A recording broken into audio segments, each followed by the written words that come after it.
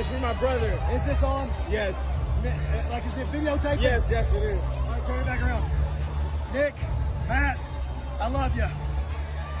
Can't sign this, though. Please, AJ.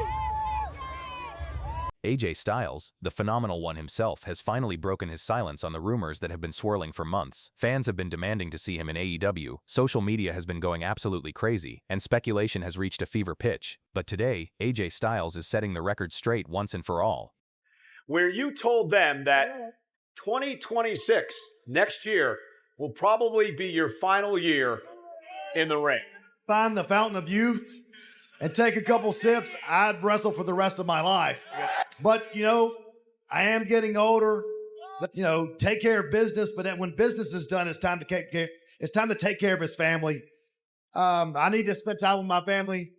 Amazing future in this business is to be able to retire one day. And in 2026, I will retire. AJ Styles himself has said about his future, "I'm staying in WWE, and I'll be in action at Royal Rumble 2026. That's the message from AJ Styles. Let's start with how we got here. The wrestling community has been absolutely relentless in their calls for AJ Styles to jump ship to All Elite Wrestling, and it all came to a head after WrestleMania 41. There's some mixed reports that this could be his final match, that if his contract is up in February, some people claim it's up in February, that this would be where he would end it. But he was saying that 2026 would possibly see him end his career. On December 27, 2025, during WWE's holiday tour in Tampa, Florida, something absolutely hilarious went down that should have told us everything we needed to know about AJ's stance on AEW. AJ Styles was at ringside, signing autographs for fans. He was going down the line, signing whatever people handed him, posters, t-shirts, action figures, the usual stuff. But then a fan presented him with an All Elite Wrestling Championship belt to sign. Nick, is this on? It's for my brother. Is this on? Yes. Like, is it videotaping? Yes, it is. All right, turn it back around. Nick, Matt, I love you. Can't sign this, though. Please, AJ. And AJ Styles, he gracefully but firmly refused to sign it. The video went absolutely viral. In the clip you can see AJ looking at the AEW belt, shaking his head no, but then paying respect to it before moving on to the next fan. That viral moment should have been our first real indication that despite all the fan demands and speculation, AJ Styles' heart was still with WWE, but the rumors continued to swirl, especially given his contract situation and his previous comments about retirement. You've had a lot of cool theme songs over your career. Get Ready to Fly is my favorite. I don't want to hear that song ever again. What are you talking about? My sons love it. They're like, Dad, if you came back, because TNA's working with WWE, if you came back to Get Ready to Fly, I'm not coming out with that song, guys. I'm just not doing it. Not because I hate it. I'd listened to it for so long. I don't want to come out to it anymore. Unless somebody sneaks it in on me, I'm not walking out to that song. Anniversary for... Wait a second! Now here's where things get really interesting. AJ Styles has been very open about his retirement plans, and this is crucial context for understanding his decision to stay with WWE. In a recent interview on Chris Van Vliet's Insight podcast, AJ Styles made a promise to fans. He said, and I quote, "I keep saying that. I've said this, but I will not wrestle at 50. I promise you that."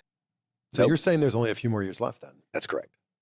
I keep saying that I've said this, but I will not wrestle till 50. I promise you that. AJ Styles is currently 48 years old. That means he has approximately 2 years left in his wrestling career. 2 years. That's it. The clock is ticking on one of the greatest careers in professional wrestling history. If AJ only has 2 years left, why would he spend those years in AEW when he's already built this incredible legacy in WWE? That's the question fans needed to ask themselves, and AJ's recent statements have given us the answer. Oh my God! Can you find him? AJ! AJ, can we have your gloves? Sorry, bud. Can I have that candlestick? AJ, can I get a picture? Thank you. You can. In that same interview, AJ talked about what he wants from his retirement. He said, "I hope to have a good storyline that leads up to retirement." He wants his final chapter to mean something. He wants it to be memorable. And clearly he believes WWE is the place to make that happen. I hope to have a good storyline that leads up to the retirement.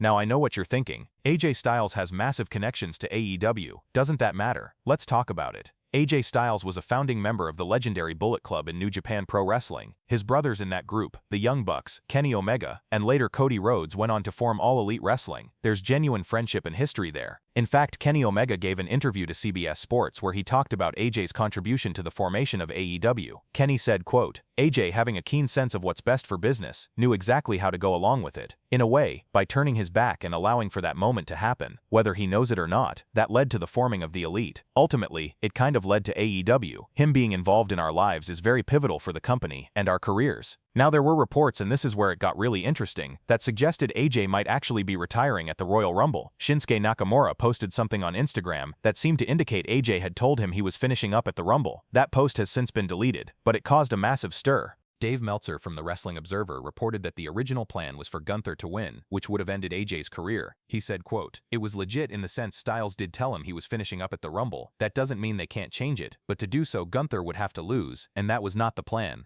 But here's what's crucial. On the January 27th episode of WWE Raw, AJ Styles gave a promo that suggested something very different. He said, and this is key, Gunther claims he's going to end my WWE career at the Royal Rumble. WWE career, not a wrestling career. That one line has wrestling fans and journalists speculating like crazy. Sports Illustrated's John Alba, who has been predicting AJ would work outside WWE after leaving, wrote, I've been saying on Patreon for more than a year that I believed AJ will work outside of WWE after he leaves, even if briefly. So what does this mean? Well, it could mean a few things. If AJ loses at the Rumble and his WWE contract expires, he could potentially wrestle one more match somewhere else before truly retiring. The most likely scenario, a return to TNA where he became a legend. There's now a working relationship between WWE and TNA. AJ visited a TNA show in Atlanta recently and talked about how good it looked, how impressed he was with what they're doing. He even mentioned in his Van Vliet interview that he'd definitely be open to a one-off in TNA.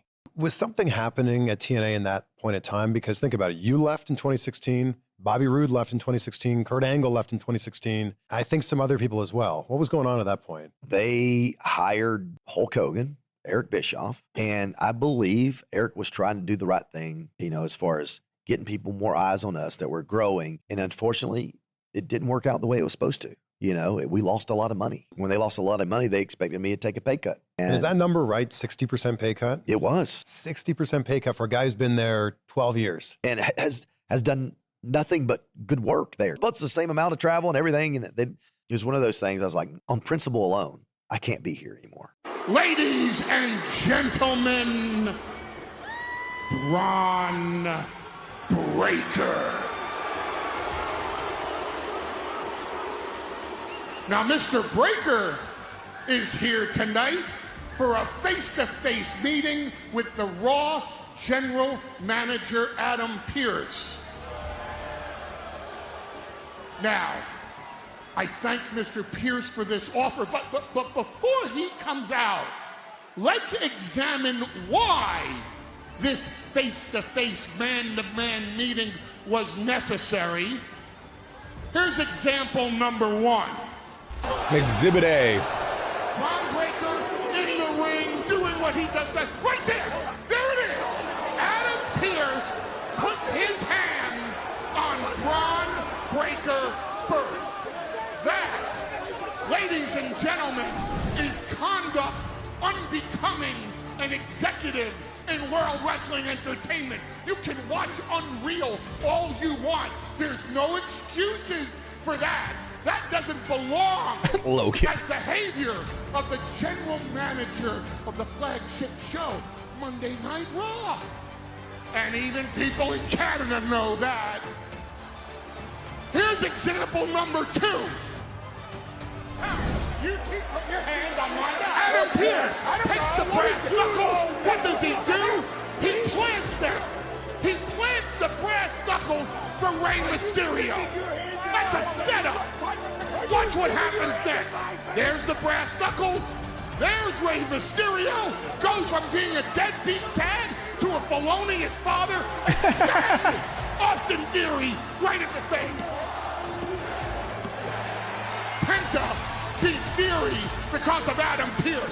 Now it's time. Now that the table has been set, Mr. Pearce, thank you for the invitation. Please, sir, at your leisure, we welcome you. This is example number one. Braun Breaker in the ring doing what he does best. Right there! There it is! Adam Pearce puts his hands on Braun Breaker first. That, ladies and gentlemen, is conduct unbecoming an executive in World Wrestling Entertainment. You can watch Unreal all you want. There's no excuses for that. That doesn't belong as behavior of the general manager of the flagship show, Monday Night Raw.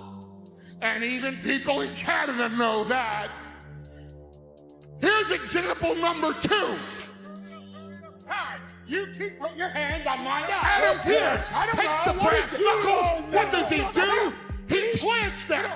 He plants the brass knuckles for Rey Mysterio. That's a setup. Watch what happens next. There's the brass knuckles. There's Rey Mysterio. Goes from being a deadbeat dad to a felonious father and smashing Austin Theory right in the face. Penta beat Theory because of Adam Pearce. Now it's time. Now that the table has been set, Mr. Pearce, thank you for the invitation. Please, sir, at your leisure, we welcome your presence. He apologized. Good. And I pledge to all of you that will not happen again. Well, you know, as a matter of fact, you would like me to lift Braun Breaker's suspension and put him into the Royal Rumble. Both things are done. I already filed the paperwork. It is official. You are in the Royal Rumble. Welcome back.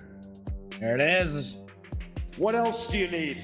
I need you to stop interrupting me in the middle of my sentence, but, okay, you drive a hard bargain. Good deal.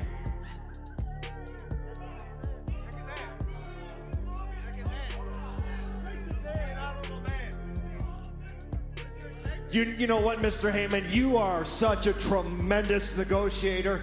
I have to say it. I've never been more impressed. Matter of fact, you're so good. Let me take it a step further. You're in the Rumble. You're in the Rumble. And you're in the Rumble. So the whole Congratulations. Vision are in the Royal Vision Rumble. is in the 2026 And you know how that's going to work. It changed everything. You yelling at me? Say what you have to say. I just want to let you know I think you were the best general manager that Raw has ever seen. And how much all of us on Raw are going to miss you when you're gone from this show. Are you threatening me, Paul? No, threatening. See, that can be used against me. But you just may want to take that phone call. Go for Adam. Last week on Raw, Paul Heyman revealed that he'd used his connections within WWE to arrange a meeting between Adam Pearce and Braun Breaker. But here's the million-dollar question that everyone's asking. Who made that phone call? Was it Triple H? Was it Nick Khan? Could it have been someone even higher up in the WWE corporate structure? Heyman has a long history in this business and connections that run deeper than anyone can imagine. The fact that he was able to get Pearce to agree to this meeting shows just how much pull the Oracle still has. Gentlemen, I am not out here to make excuses, and I am not sorry for wearing my heart on my sleeve, but even I can acknowledge things got way out of hand. During that segment, Heyman made it crystal clear Adam Pearce had put his hands on Braun Breaker first during their confrontation. This revelation completely flipped the script on who was really at fault, putting Pearce in a very uncomfortable position. And Heyman, being the master strategist that he is, used this to his full advantage heading into this week's show in Toronto. Now, Paul Heyman, Logan Paul, Bronson Reed, and Austin Theory all standing by the Vision members' side.